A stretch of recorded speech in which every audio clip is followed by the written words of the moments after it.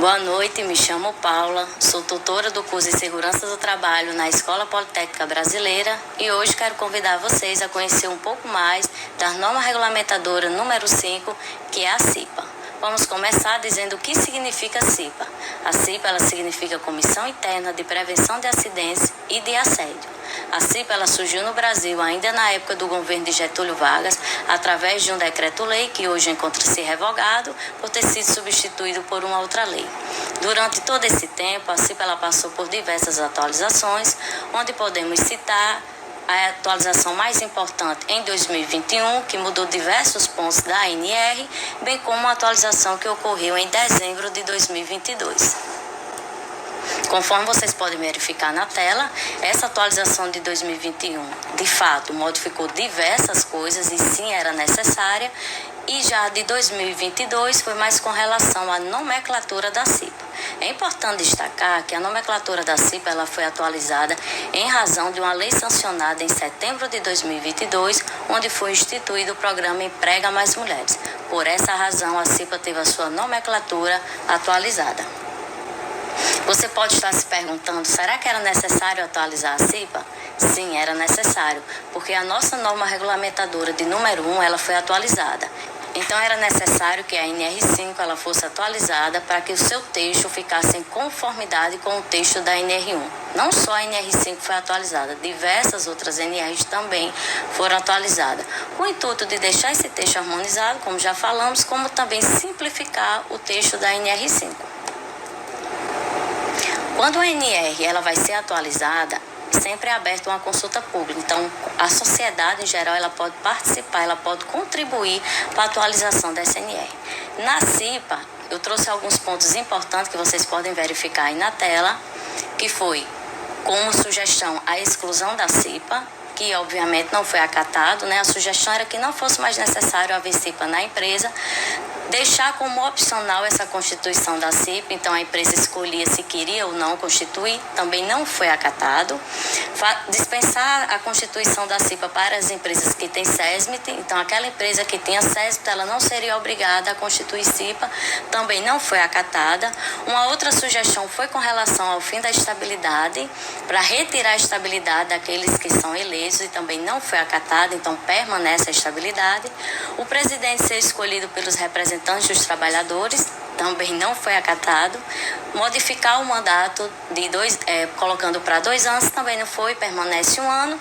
E a redução da carga horária, esse sim, houve uma alteração com relação ao treinamento, que nós vamos ver mais à frente. Conforme vocês podem verificar na tela, assim ficou o sumário da nova NR5 após a atualização. Temos o objetivo, o campo de aplicação, as atribuições, a constituição e estruturação, o processo eleitoral, o funcionamento, o treinamento, a CIPA das organizações contratadas para prestação de serviço, as disposições finais e apenas um anexo, que é 1, e também vamos ter o quadro 1 para fazer o dimensionamento da CIPA. O objetivo da CIPA é a prevenção de acidentes e as doenças relacionadas ao trabalho, de modo a tornar compatível permanentemente o trabalho com a preservação da vida e a promoção da saúde do trabalhador. Então, a CIPA ela tem como objetivo fazer com que o processo produtivo de uma empresa ela continue funcionando, mas que a saúde daquele trabalhador seja preservada. O campo de aplicação da CIPA, isto é, onde é que é necessário haver CIPA? Conforme o item 5.2.1 da ANR, as organizações e os órgãos públicos da administração direta e indireta, bem como os órgãos dos poderes legislativo, judiciário e Ministério Público, que possuem empregados regidos pela CLT, devem constituir e manter CIPA. E aqui é importante destacar que na CLT, no artigo 163, também faz previsão de constituir CIPA nas empresas como sendo obrigatório. Falando agora sobre as atribuições da CIPA, eu coloquei o antes e o depois para que a gente possa ter um pouco de noção de como ficou a nova NR5. Eu fiz questão de colocar um destaque com relação ao mapa de risco, com relação ao PPRA e à campanha de prevenção de AIDS. Por que eu fiz essa observação com relação ao mapa de risco? Depois da atualização, o item 5.3.1 diz que, na letra B, Registrar a percepção dos riscos dos trabalhadores em conformidade com o subitem 1.5.3.3 da NR1, por meio do mapa de risco ou outra técnica ou ferramenta apropriada à sua escolha. Mas eu quero continuar fazendo o mapa de risco. Tem problema? Não, pode continuar fazendo. Mas caso não queira fazer, você pode escolher uma outra técnica ou uma outra ferramenta. Com relação ao PPRA, eu fiz essa observação porque não existe mais o documento PPRA. O PPRA ele foi substituído pelo PGR, que é o Programa de Gerenciamento de Risco. E isso ocorreu porque a NR9 ela também foi atualizada. Devido àquela atualização que houve em 2022, onde foi alterada a nomenclatura da CIPA, também foi colocado mais um item nas atribuições. E agora, a CIPA ela tem como atribuição incluir temas referentes à prevenção e ao combate ao assédio sexual e às outras formas de violência no trabalho nas suas atividades e práticas. Então, agora não se fala mais em campanha de prevenção de AIDS e vamos falar agora com relação ao termos referente à prevenção a qualquer tipo de assédio no ambiente de trabalho. E você pode estar se perguntando qual a obrigação de cada um na CIPA. Será que é só os cipeiros que têm a obrigação? Nós vamos ver que não. Cabe à organização, isto é, à empresa, proporcionar aos membros da CIPA os meios necessários aos desempenhos de suas atribuições, garantindo tempo suficiente para a realização das tarefas constantes no plano de trabalho. Permitir a colaboração dos trabalhadores nas ações da CIPA e fornecer à CIPA, quando sempre for requisitada, as informações relacionadas às suas atribuições. Então, a CIPA, para que ela consiga desenvolver o seu trabalho, o empregador ele precisa proporcionar esse tempo à CIPA. Nós vamos ver mais à frente que a CIPA vai precisar se reunir para fazer as suas reuniões. Então, se o empregador ele não proporcionar isso, não vai ter como ter uma CIPA atuante. Vocês podem estar se perguntando se é somente a empresa que tem alguma função, alguma atribuição ou obrigação. Eu vou falar um pouco agora para vocês o que os trabalhadores eles podem fazer com relação à CIPA. Segundo o item 5.3.3, cabe aos trabalhadores indicar à CIPA, ao SESMIT e à organização situações de riscos e apresentar sugestões para a melhoria das condições de trabalho. Você pode perguntar, eu não participo da CIPA, não sou um cipeiro, mas eu identifiquei algo na minha empresa que me parece ser um risco. Eu posso apresentar isso à CIPA? Podem, você pode chegar, comunicar isso à CIPA, como ao SESMIT, como empregador e trazer também sugestões de melhoria. Com relação ao presidente da CIPA, as funções dele é convocar os membros para as reuniões e coordenar as reuniões, encaminhando sempre para a empresa, que é a organização, ao SESMIT, as decisões que a CIPA vem tomando para que todos na empresa tenham ciência do que a CIPA vem desempenhando. E cabe ao vice-presidente da CIPA substituir o presidente nos seus impedimentos eventuais ou nos afastamentos temporários e cabe a ambos coordenar e supervisionar as atividades da CIPA, zelando para que os objetivos propostos sejam alcançados e divulgar as decisões da CIPA a todos os trabalhadores do estabelecimento. É importante destacar que todas as decisões da CIPA têm que ser compartilhadas com os demais trabalhadores. É sempre importante que a CIPA ela possui representantes do empregador e do empregado. E aqueles representantes dos empregados, eles foram eleitos. Então, aqueles trabalhadores que participaram do processo eleitoral da CIPA, que elegeu alguém para estar na CIPA, vai querer saber o que essa CIPA vem fazendo na empresa. Então, é bastante importante sempre estar publicando as decisões da CIPA. Falando um pouco agora sobre a Constituição e estruturação da CIPA, no item 5.4, é importante destacar que o mandato dos membros eleitos da CIPA terá a duração de 1 ano, permitido uma reeleição. Vocês lembram que lá no começo eu havia dito que uma das sugestões com relação ao mandato era colocar para 2 anos. Então, permanece 1 ano, sendo permitida uma reeleição. É muito importante destacar, conforme o item 5.4.10, que a CIPA ela não pode ter seu número de representantes reduzido, bem como não poderá ser desativada pela organização antes do término do mandato de seus membros, ainda que haja redução do número de empregados. Então, caso o empregador, durante o ano, ele venha reduzir o seu quadro de funcionários, a CIPA ela não pode sofrer redução nos seus cipeiros, permanece como está. E com relação à CIPA ser desativada, nós temos uma exceção, óbvio, caso a empresa ela venha encerrar suas atividades, então a CIPA poderá ser desativada, pois se não há empresa, não tem o que se falar em permanecer com a CIPA. É vedada também, e aí entra a questão da estabilidade, que falamos lá no comecinho, é vedada a dispensa arbitrária ou sem justa causa do empregado eleito para cargo de direção da CIPA, desde o registro de sua candidatura até o ano após o final do seu mandato. Existe estabilidade na CIPA?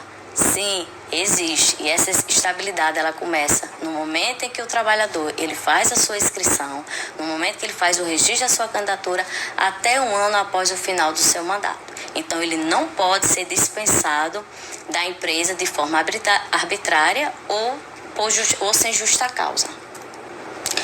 Mas aqui nós temos uma ressalva bastante importante.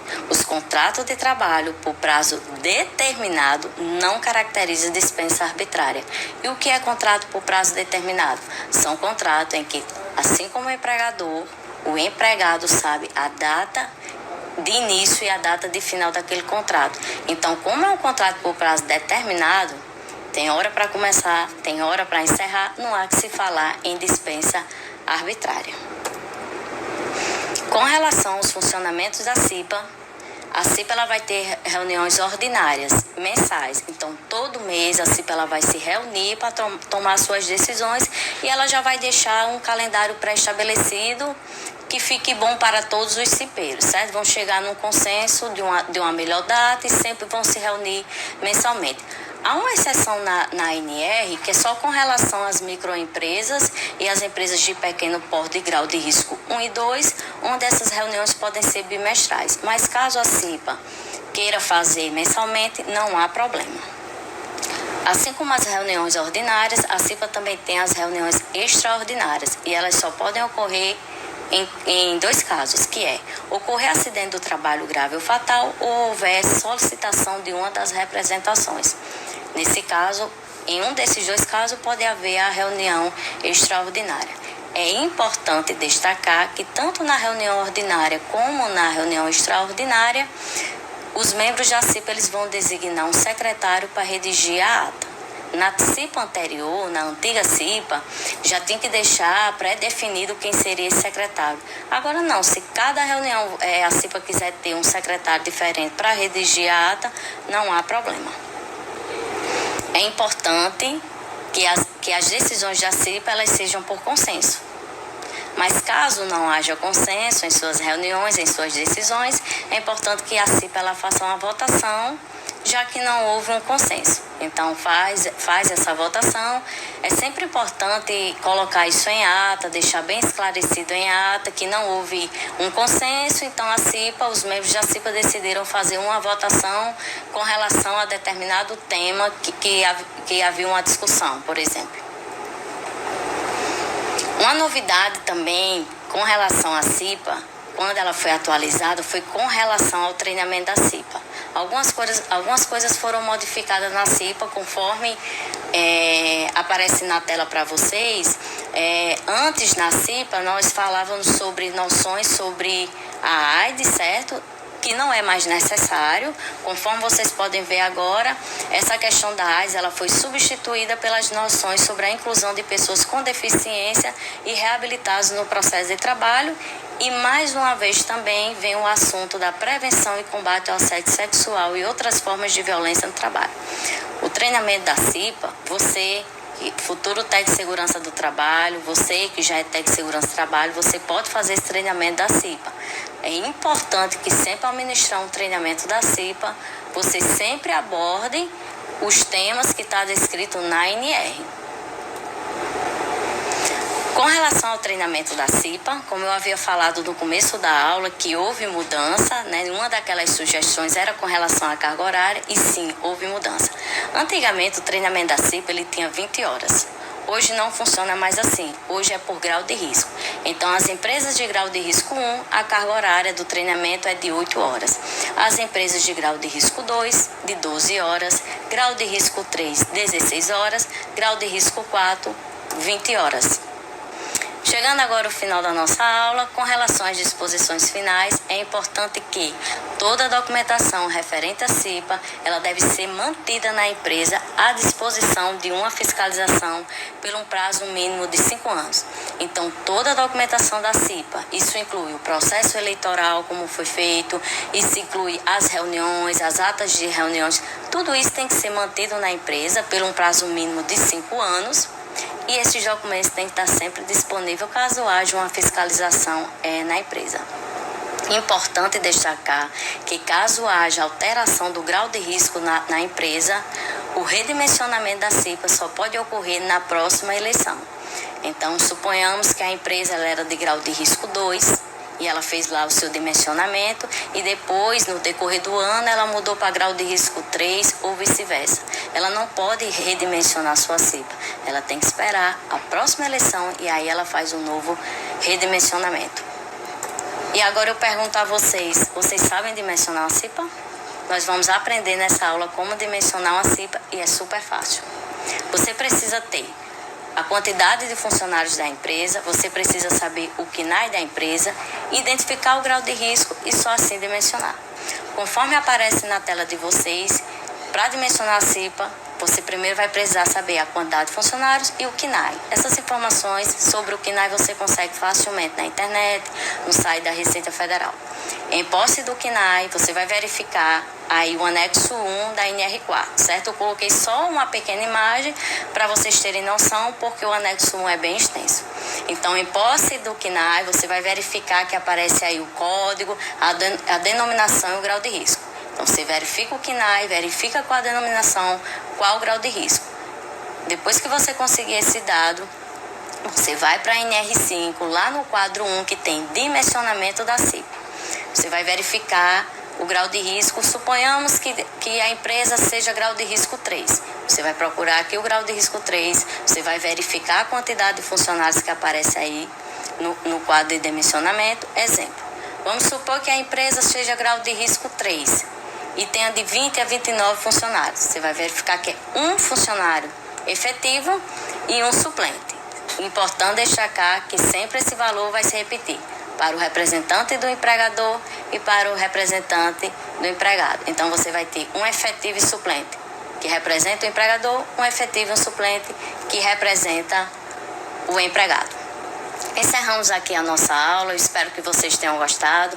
Obrigada por nos acompanhar. Caso tenha alguma dúvida, é só perguntar que nós vamos responder. Aproveito o momento para desejar a todas as mulheres um feliz Dia Internacional da Mulher, lembrando que estamos no Março Lilás, que é o mês de prevenção ao câncer do colo do útero. Cuide da sua saúde, um forte abraço e até o próximo vídeo.